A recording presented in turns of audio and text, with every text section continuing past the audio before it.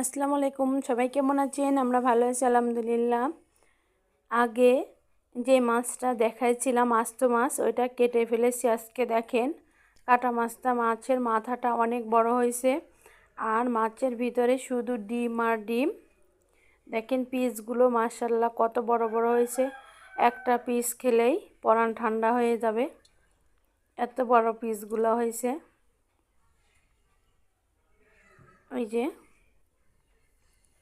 তাই আজকে মাছ কেটে আপনাদের সাথে কাটার ভিডিও দিতে পারি নাই, কাটার পরে ভিডিওটা দিয়েছি।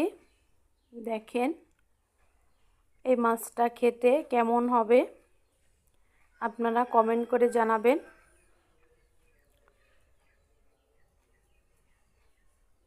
ভিডিওটি ভালো লাগলে চ্যানেলটি সাবস্ক্রাইব করে লাইক কমেন্ট শেয়ার দিয়ে পাশে থাকবেন। আল্লাহ হাফেজ।